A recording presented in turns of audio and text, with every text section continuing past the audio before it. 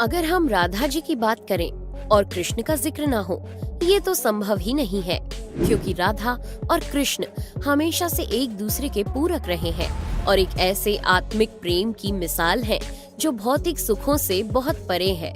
यूं तो राधा कृष्ण का प्रेम अनादिकाल से चला आ रहा है, पर द्वापर युग में जब भगवान नारायण ने कृष्ण रूपी अवतार लिया तो संसार को प्रेम का सही अर्थ समझाने के लिए कृष्ण की ही अंश राधा ने यमुना के निकट रावल ग्राम में वृषभान और कीर्ति के यहाँ राधा रूप में जन्म लिया और जन्म के साथ ही राधा और कृष्ण की प्रेम कहानी शुरू हो जाती है। मगर दोस्तों, ऐसी क्या घटनाएं और स्थिति बन जाती है कि राधा को कृष्ण के विरह का सामना करना पड़ता है और कृष्ण क्यों अपनी प्रिय बांसुरी को तोड़ देते हैं? इन सब सवालों के जवाब हम इस वीडियो में जानेंगे। दोस्तों, कहा जाता है कि राधा जन्म से अंधी थी और स्वर्ग लोक से ये वचन लेकर ही पृथ्वी लोक आई थी कि जब श्री कृष्ण की प्रथम दृष्टि उन पर पड़ेगी तभी वो संपूर्ण जगत को देखेंगी, अन्यथा नहीं। तो देखा आपने कैसे शुरुआत से ही दोनों एक दूसरे से जुड़े रहे हैं। बचपन से ही कृष्ण अपनी लीलाओं और बांसुरी की मधुर धुन से पूरे बरसाना वासियों का मन मोहित करते रहते हैं और राधा और कृष्ण तो 8 साल की उम्र से ही अपने प्रेम का आनंद लेने लगे थे। श्री कृष्ण को अपने जीवन में राधा और बांसुरी दो ही सबसे प्रिय थे, जो आपस में एक दूसरे से गहराई से जुड़े थे। जब भी श्री कृष्ण बांसुरी बजाते, राधा उनके पास दौड़ी चली आती और घंटों बांसुरी की धुन में मग्न रहती, जो उनके प्रेम को और बढ़ाता गया। वो यमुना नदी के तट पर बैठकर घंटों समय व्यतीत करते थे, पर उनका ये सुखद समय कुछ ही वर्षों का था, क्योंकि जैसे कृष्ण के मामा कंस को उनके वृंदावन में होने का पता चला, उसने तुरंत ही कृष्ण को मथुरा में युद्ध का निमंत्रण दे दिया, जिसके लिए कृष्ण को अपनी यशोदा माँ और पूरे गांव के साथ राधा को भी छोड़कर जाना था। कृष्ण और राधा दोनों को पहले से पता था कि कृष्ण अब वृंदावन वापस कभी नहीं आ पाएंगे और बहुत समय तक एक दूसरे से मिल भी नहीं पाएंगे, तो इसलिए मथुरा जाने से पहले राधा ने कृष्ण से 2 वचन लिए। पहला वचन था कि राधा के हृदय में हमेशा केवल कान्हा का वास रहेगा और दूसरे वचन के अनुसार मृत्यु से पहले उन्हें कान्हा के दर्शन होंगे। परंतु इन वचनों को देने के बाद श्री कृष्ण को पता था कि राधा उनके विरह में बहुत विलाप करेंगी, तो राधा हमेशा खुश रहे।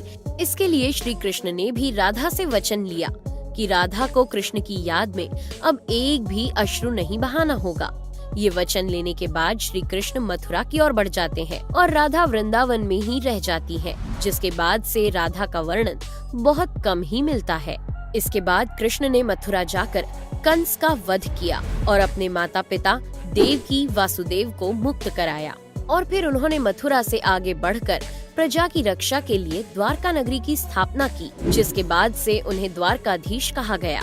कृष्ण द्वारका में रुक्मिणी और सत्यभामा से भी विवाह करते हैं। साथ ही इनके अलावा भी कृष्ण की 16,108 रानियां थी, जिनमें से रुक्मिणी कृष्ण की सबसे प्रिय पत्नी थी। उन्होंने केवल कृष्ण की छवि को देखकर ही उन्हें अपने मन में बसा लिया था और कृष्ण से विवाह के लिए वो अपने भाई रुक्मी के विरुद्ध भी चली गई थी। प्रेम पत्र के माध्यम से कृष्ण को बुलाकर और कृष्ण के साथ भाग गई थी। फिर उन्होंने कृष्ण के साथ द्वारका नगरी में सुखपूर्वक अपना जीवन व्यतीत किया और कृष्ण भी अपने दैवीय कार्यों में लीन हो गए। दोस्तों, आजकल तो हम भौतिक विवाह को ही सच्चे प्रेम का माध्यम मानते हैं, पर राधा और कृष्ण तो एक ऐसी मिसाल है जिन्होंने तो कभी विवाह ही नहीं किया, केवल अपने मन और हृदय से एक दूसरे को प्रेम किया और उसी सच्चे प्रेम से एक दूसरे से हमेशा बंधे रहे। दोस्तों, राधा और कृष्ण के प्रेम की बहुत सी अलग अलग कथाएं हैं और उनमें से एक प्रचलित कहानी ये है कि श्री कृष्ण कभी कभी सोते ही राधे श्री राधे बोल पड़ते थे, जो श्री कृष्ण की रानियों को अच्छा नहीं लगता था। तो एक बार रुक्मिणी ने श्री कृष्ण से कहा कि हे प्रभु, प्रेम तो हम सब भी आपसे करते हैं, पर ऐसा राधा जी में क्या है जो आप सोते हुए भी उन्हें याद करते हैं? तो कृष्ण बोले, तुम एक बार राधा से मिलाओ, फिर तुम्हें खुद ही पता चल जाएगा और उनके लिए कुछ लेते हुए भी जाना। जिसके बाद रुक्मिणी राधा जी के लिए बहुत गर्म दूध ले जाती है और राधा के महल के द्वार पर पहुंचती है, जहां वो तेज और ऊर्जावान स्त्री को खड़ा देखती है तो उनसे पूछती है कि क्या आप ही राधा हो? तो वो कहती है, नहीं, मैं राधा नहीं, उनकी सेविका हूँ। राधा रानी तो 7 द्वार के अंदर मिलेंगी। तो रुक्मिणी जी 1-2 करके ऐसे सभी द्वारों को पार करती जाती हैं। दोस्तों, जब वो राधा रानी के कक्ष में पहुंचती है तो उन्हें पता चलता है कि राधा कई रातों से कृष्ण नाम जपते हुए जागती रही है और अभी ही उन्हें निद्रा आई है।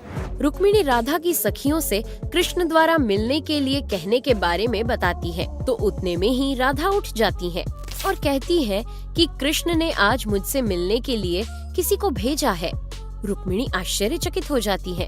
केवल कृष्ण जी का नाम लेने से राधा जागृत हो गई और उन्हीं के बारे में पूछने लगी। इतना ही नहीं, जब राधा को पता चला कि कृष्ण ने उनके लिए प्रसाद भेजा है तो वो बिना कुछ सोचे रुक्मिणी से वो गर्म दूध लेके पी जाती है, जिसे देखकर रुक्मिणी हैरान रह जाती है। फिर वो राधा जी से बातें कर वापस आ जाती है। ये सब हो जाने के बाद जब रात्रि के समय रुक्मिणी श्री कृष्ण के पैर दबाती है तो देखती है कि उनके पैरों में छाले पड़े हुए हैं, जिसे देखकर वो हैरान रह जाती है और पूछती है कि प्रभु, आप कहाँ पैदल गए थे जो आपके पैरों में छाले पड़ गए? तो श्री कृष्ण बोले, आपने गलती से राधा जी को गर्म दूध पिलाया था, जो राधा एक ही बार में पी गई थी, जिससे उनके हृदय में छाले पड़ गए हैं और उनके हृदय में हमेशा मेरे चरण कमल विराजमान रहते हैं, जिससे मेरे पैरों में भी छाले पड़ गए। तब फिर रुक्मिणी को राधा और कृष्ण के प्रेम की पराकाष्ठा का पता चलता है कि प्रेम शरीर से नहीं, आत्मा से होता है, जो हमेशा राधा के हृदय में कृष्ण के चरण कमल के रूप में विराजमान रहता है। एक कथा में आता है कि ब्रह्मा जी ने पृथ्वी लोक आकर वृंदावन में पहले राधा और कृष्ण का विवाह करवाया था, पर इसके बारे में ज्यादा जानकारी नहीं है।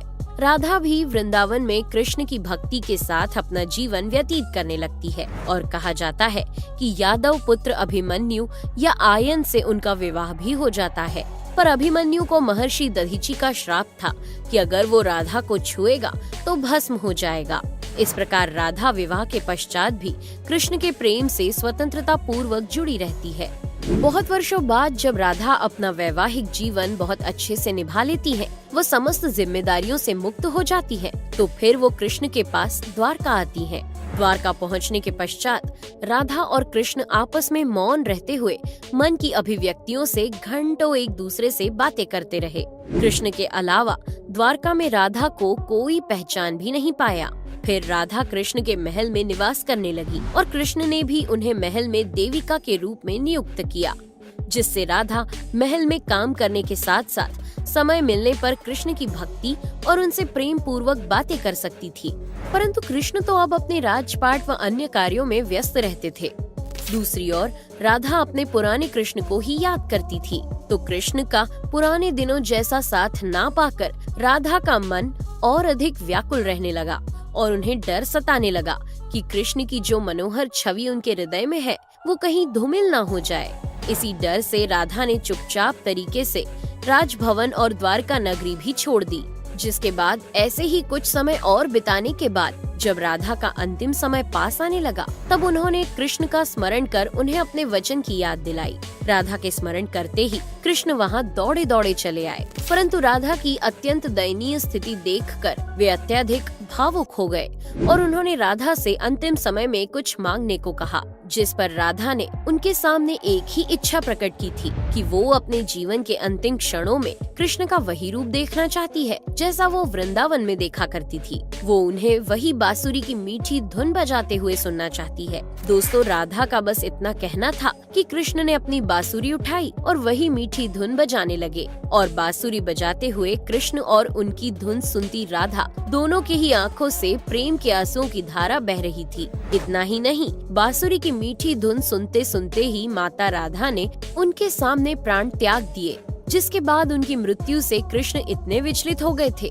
कि उन्होंने अपनी प्रिय बांसुरी को वहीं तोड़कर फेंक दिया था। तो ऐसे राधा की मृत्यु के साथ ही कृष्ण ने बांसुरी से भी हमेशा के लिए मुख मोड़ लिया। क्योंकि बांसुरी और राधा का एक अद्भुत रिश्ता था। इसलिए राधा की मृत्यु के पश्चात कृष्ण ने अपने शेष जीवन में बांसुरी तो क्या किसी अन्य वाद्य यंत्र को हाथ भी नहीं लगाया। दोस्तों, राधा और कृष्ण की प्रेम कहानी के लिए कहा भी जाता है, एक प्राण दो देही, राधा संग स्नेही, जिनके शरीर बस अलग थे और आत्मा एक ही थी। तो दोस्तों, कैसा लगा आपको हमारा आज का ये वीडियो, हमें कमेंट करके जरूर बताइए और जाते जाते चैनल को सब्सक्राइब जरूर कर दीजिएगा। Thanks for watching.